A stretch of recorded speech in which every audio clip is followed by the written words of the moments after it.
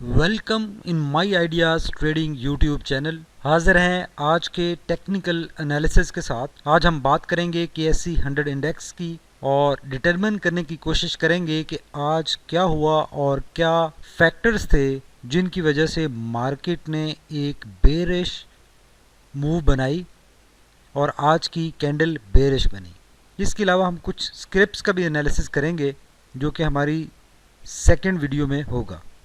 तो सबसे पहले 100 इंडेक्स आपके सामने डिस्प्लेड है, 1 डे कैंडल चार्ट। ये इसके सपोर्ट लेवल्स हैं 3 और ये 2 रेजिस्टेंस लेवल्स हैं। इसके अलावा ये लाइट ब्लू कलर में बोलिंजर बैंड है, ये बोलिंजर बैंड की 20 DMA लाइन है और ये एक इसका शॉर्टर व्यू ट्रेंड चैनल है जो कि काफ़ी अरसे से हमने आइडेंटिफाई किया हुआ है और इसको इंडेक्स ने जब करेक्शन ली थी तो ब्रेक करके ब्रेक डाउन किया था और अभी तक इसको दोबारा ब्रेक करके इंडेक्स वापस इसमें नहीं आया। और इस सारी कैंडल्स को इनको एनालाइज करें तो ये इस ट्रेंड चैनल के बाहर हैं। अलबत्ता ये सारी कैंडल्स ये बॉटम बनाने के बाद एक इंडेक्स की रिकवरी शो कर रही हैं और एक पॉजिटिव ट्रेंड में मूवमेंट शो कर रही हैं। जैसे कि हमने इस लेवल पे बात की, ये एक बॉटम बना, उसके बाद ये दूसरा बॉटम बना और अब ये तीसरा बॉटम बना और ये तीनों बॉटम्स जो प्रीसीडिंग बॉटम है उससे हायर है जो कि एक क्लियरली अप ट्रेंड शो करते हैं। इसके अलावा ये सारी कैंडल बोलिंजर बैंड के अपर हाफ में हैं, ये भी बुलिश ट्रेंड इंडिकेट करती हैं। 20 DMA लाइन के ऊपर हैं कैंडल्स, ये भी अप ट्रेंड की इंडिकेशन है। और अगर आज स्पेसिफिकली आज की कैंडल की बात करें तो आज मार्केट ओपन होने के साथ ही एक बेरिश मूवमेंट में हमें नज़र आई, बेरिश मोमेंटम में नज़र आई। इसके पीछे basically main reason crude oil की प्राइसेस हैं जो कि लास्ट नाइट 38 के लेवल से नीचे ड्रॉप हुई थी और उसका इम्पैक्ट हमें अर्ली मॉर्निंग ही नज़र आना शुरू हो गया। इसके अलावा एक और बैड न्यूज़ जिसने ऐड ऑन किया वो पेशावर से आई जो कि एक अनफॉर्चुनेट न्यूज़ थी, उसका भी इम्पैक्ट आया।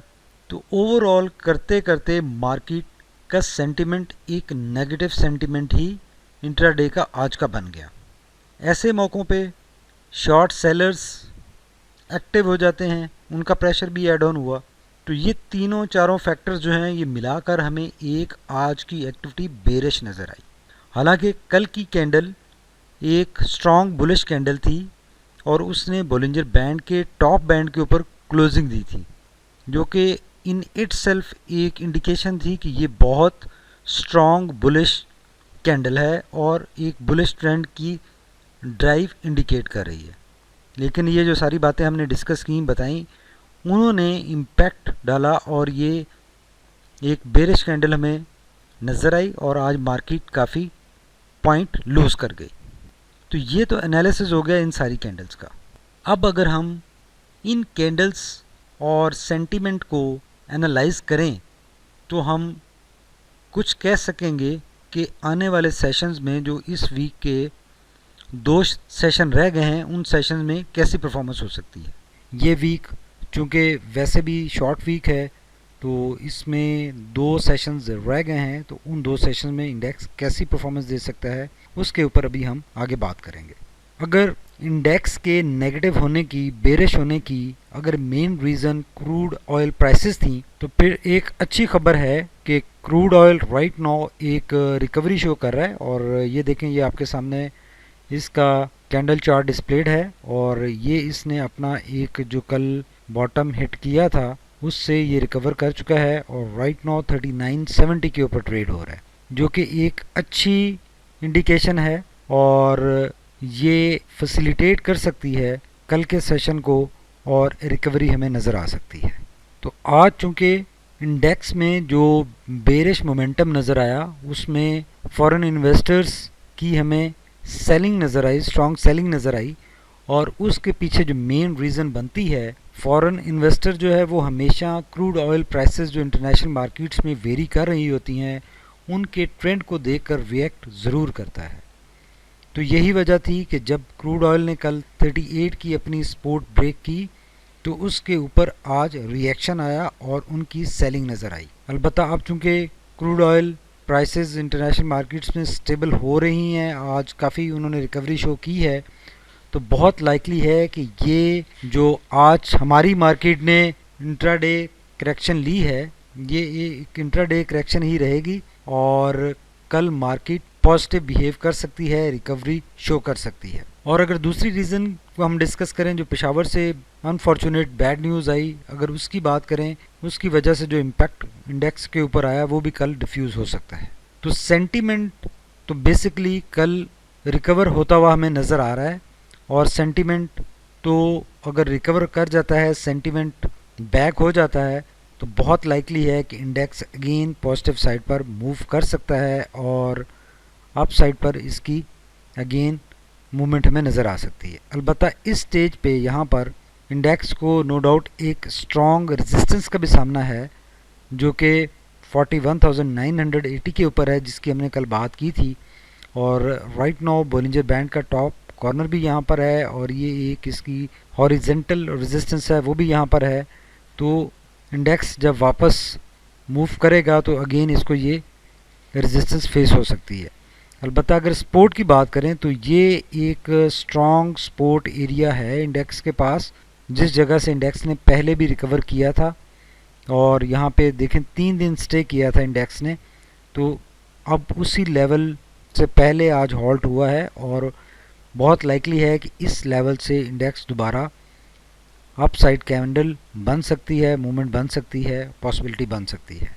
और अगर फ्लिप साइड देखें तो फ्लिप साइड पे ये सपोर्ट अगर ब्रेक होती है तो जो नेक्स्ट सपोर्ट इंडेक्स के पास अवेलेबल है, स्ट्रॉन्ग सपोर्ट एरिया है, वो ये वाला एरिया है, जिस जगह पे न सिर्फ 20 DMA लाइन रिजाइड कर रही है, बल्कि ये वो लेवल है 40,600 का, जहाँ पे इंडेक्स ने बड़ी दफ़ा आते जाते यहाँ पर स्टे किया है। इसको अगर देखें तो ये लेवल है जिस लेवल पे इंडेक्स ने रेजिस्टेंस ली थी, और वापसी पर देखें जब इसको ब्रेकआउट किया तो ये अच्छा स्ट्रॉन्ग बुलिश ब्रेकआउट हुआ, और इसी तरह दोबारा इस जगह पर आके इंडेक्स ने फिर इससे रेजिस्टेंस ली, और अब इंडेक्स के पास ये 2 support levels, strong support levels बन गए हैं, और ये 2 स्ट्रॉन्ग सपोर्ट लेवल से इंडेक्स रिकवर कर सकता है। बहुत लाइकली है कि इंडेक्स इसी लेवल से रिकवर करेगा, ये जो 41,200 का लेवल है, और बहुत लाइकली है कि इसको इंडेक्स ब्रेक करके ब्रेक डाउन नहीं करेगा और यहाँ से रिकवरी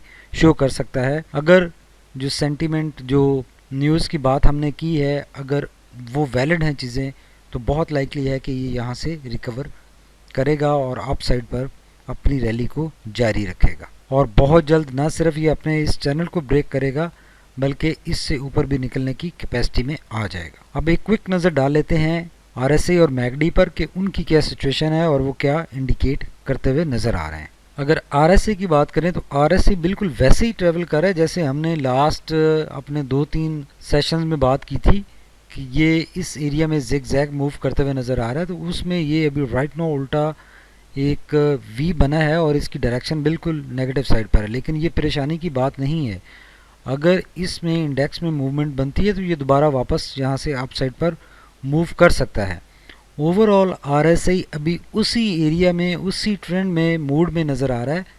इसने कोई इस जो ये 2-3 दिन से हम ये इसका पाथ बना रहे हैं उसको ब्रेक करके नीचे नहीं निकला, तो एक सेशन से परेशान होने की ज़रूरत नहीं है, बिकॉज इंडेक्स ने जिगजैग ही मूव करना है, RSI ने भी जिगजैग ही अपसाइड पर मूव करना है। अगर ये यहाँ से देखें डाउन साइड पर भी मूव किया है तो जिगजैग ही मूव किया है, ये डायरेक्ट कोई एक लाइन बन के मूवमेंट नहीं है।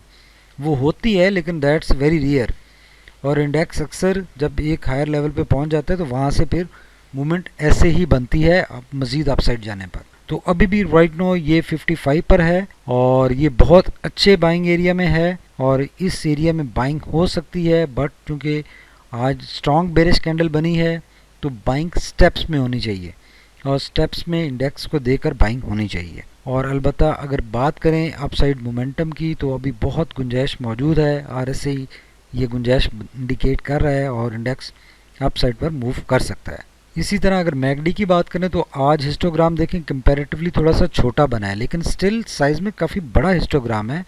ब्लू लाइन रेड लाइन के ऊपर है, तो ये दोनों चीज़ें एक स्टिल बुलिश मोमेंटम ही इंडिकेट कर रही हैं, बुलिश ट्रेंड ही इंडिकेट कर रही हैं इंडेक्स का।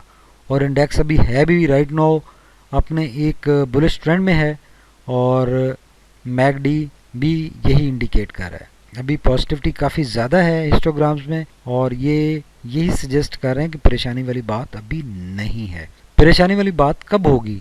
जब ये कैंडल मूव करके 20 DMA लाइन के करीब पहुंचने वाली होगी, तो that would be the worrying area. इस एरिया में अगर कैंडल पहुंच जाती है तो यहाँ पर क्रिटिकल हो सकता है, ख़तरनाक हो सकता है कि यहाँ से ब्रेक डाउन हो सकता है। लेकिन राइट नाउ तो ये अपने उस शॉर्ट टर्म जो इसका ट्रेंड चैनल बन रहा है, अगर उसको ड्रॉ करें तो वो इसका शॉर्ट टर्म ट्रेंड चैनल ये बन रहा है, और उसके अंदर ही कैंडल है। तो ये अपने अभी राइट नाउ देखें, इसको हम थोड़ा सा क्लियर कर लेते हैं। तो इंडेक्स का एक बिल्कुल जो शॉर्ट टर्म ट्रेंड चैनल बन रहा है वो कुछ ऐसे बन रहा है, और उसके अंदर ये भी है कैंडल। तो इसमें परेशानी वाली बात नहीं है। परेशानी तब होगी जब कैंडल इस एरिया में पहुंचेगी, यहाँ से ड्रॉप होते हुए इस अपनी 20 DMA लाइन को हिट करेगी, तो तब परेशानी हो सकती है। तब तक हम होपफुल रहेंगे, ऑप्टिमिस्टिक रहेंगे, और उम्मीद करेंगे कि इंडेक्स यहाँ से अपसाइड ही मूव करेगा। अलबत्ता अगर एक कैंडल नेगेटिव बनती है और दूसरे दिन एक न्यूट्रल कैंडल बनती है, तो वो हमें परेशान नहीं करेगी। परेशानी हमें तब होगी जब कैंडल